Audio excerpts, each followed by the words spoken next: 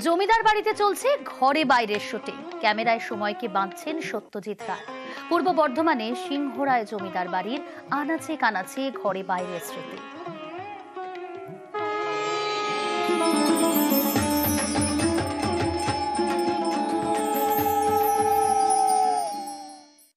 এক এক সময় কি মনে হয় জানেন, স্বদেশী চলে যাক, আপনার সঙ্গে বসে গল্প করে বাকি জীবনটা কাটিয়ে দিই। আমার সঙ্গে গল্প করে? আসলে আমার স্বদেশীও চাই, আপনাকেও চাই। বিপ্লবের আগুনে জ্বলছে গোটা দেশ। মেকি বিপ্লবীদের ভিড়ও কম ছিল না সত্যজিৎ রায়ের ঘরে বাইরে। শুধু বুঝিয়ে বলে যেটুকু হয় সেটুকুই করবেন। শুধু বুঝিয়ে বললে হয় না, তার উপরেও কিছু লাগে।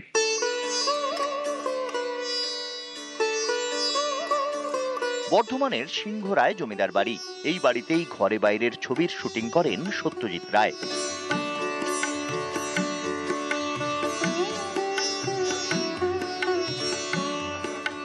পুরনো বাড়ির খিলানে ইতিহাসের গল্প।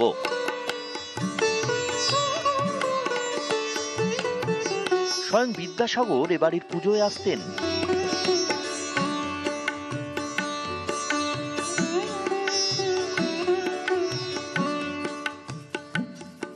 জমিদার বাড়ির গায়েই শান বাঁধানো পুকুর, পাশে প্রজাদের ঘর। সময়ের স্রোতে আজ সবই স্মৃতি।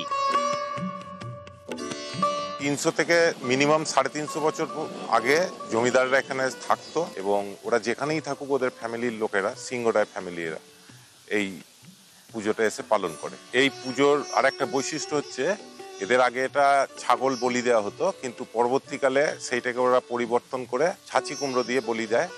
আর এই পুজোর আর একটা যেটা বৈশিষ্ট্য, যেটা বলা যেতে পারে, ষষ্ঠীতে শুরু হয় নিয়ম অনুযায়ী এবং দশমীতেই কিন্তু ওদের বিসর্জন হয়। জমিদার বাড়ির দেবী বন্দনায় অনেক নিয়ম। মায়ের ভোগও আলাদা। নৈবেদ্যে থাকে কাজু, কিশমিশ, পেস্তা, আখরোট। এখানে দেবী একটু অন্যরকম। দেবীর পাশে জয়া বিজয়া। মণ্ডপ সাজানো হয় নারকেল, কাঁঠালি কলা আর আম পাতায়। বর্ধমানের চকদিঘি জমিদার বাড়ির পুজো মানেই ইতিহাসের ছোঁয়া। আগে প্রচুর জাঁকজমক হতো, খাওয়া দাওয়ারও ব্যবস্থা থাকতো এবং গ্রামবাসীরা খুব স্বতঃস্ফূর্তভাবে এই পুজোয় সামিল। প্রতিপদে পুজো শুরু, জমিদার বাড়িতে পুজোর ঢাক। জমিদার বাড়ির ঠাকুর দালানে পুজোর রোদ। পূর্ব বর্ধমান থেকে শরদিন্দু ঘোষ, নিউজ 18 বাংলা।